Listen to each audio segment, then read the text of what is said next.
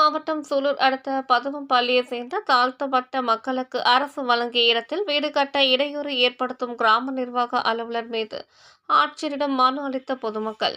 கோவை மாவட்டம் சூலூர் அடுத்த பதுவம்பள்ளியை சேர்ந்தவர் சரோஜினி. இவருடன் மைதிலி, துளசி, சுமித்ரா, மாரத்தாள், சரஸ்வதி என 35 பேருக்கு கடந்த 2012ஆம் ஆண்டு ஆதி திராவிடர் மற்றும் பழங்குடியினர் நலத்துறை சார்பாக பதுவம்பள்ளியில் வீட்டுமனை பட்டாக்களை அரசு வழங்கியது. இதனை பெற்ற மக்கள் அந்த பகுதியில் வீடுகள் அமைக்கவும் குடிசை போடவும் அப்பகுதியை சேர்ந்த கிராம நிர்வாக அலுவலருக்கு 30,000 ரூபாய் லஞ்சம் தர வேண்டும் என கிராம நிர்வாக அலுவலர் மிரட்டி வருகிறார்.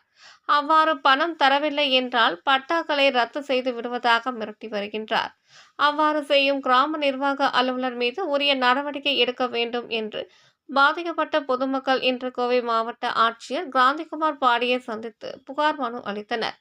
மனுவை பெற்றுக்கொண்ட ஆட்சியர் மாவட்ட ஆதி திராவிடர் நலத்துறை அதிகாரிகளின் கவனத்திற்கு கொண்டு சென்று உரிய நடவடிக்கை எடுப்பதாக தெரிவித்ததாக பாதிக்கப்பட்ட பொதுமக்கள் தெரிவித்தனர். இந்த நிகழ்ச்சியில் பதுவம்பள்ளியை சேர்ந்த கார்த்திக், பதுவம்பள்ளி 1வது வார்டு செயலாளர் ராமசாமி, பதுவம்பள்ளி 9வது வார்டு செயலாளர் ராசா என்கிற சண்முகம் மற்றும் பாதிக்கப்பட்ட சரோஜினி உள்ளிட்ட பலர் கலந்து கொண்டனர் என்பது குறிப்பிடத்தக்கது. வணக்கம்.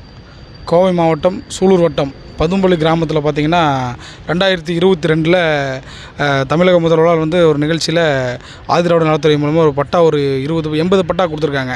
அந்த 80 பட்டா கொடுத்த பட்டாவில் சில பேர் வீடு கட்டிட்டாங்க, சில பேர் வசதி இல்லாதனால வீடு கட்டாமல் நிப்பாட்டியிருந்தாங்க.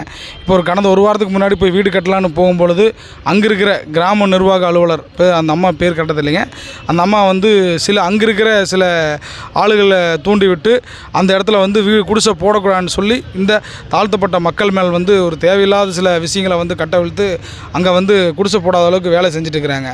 இது ஆதி திராவிட நலத்துறை மூலமாக கொடுத்த பட்டாவை இவங்க கொடுக்கக்கூடாது, இவங்க குடிசை போடக்கூடாதுன்னு சொல்கிறதுக்கு இவங்களுக்கு என்ன அதிகாரம் இருக்குது எங்களுக்கு தெரில.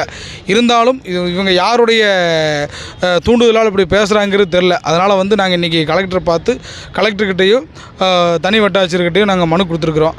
இவங்களுக்கு கூடிய சீக்கிரத்தில் அந்த இடத்துல வீடு கட்டுறதுக்கான முயற்சியை கவர்மெண்ட் செஞ்சு கொடுக்குன்னு சொல்லி கேட்டுக்கிறோம்.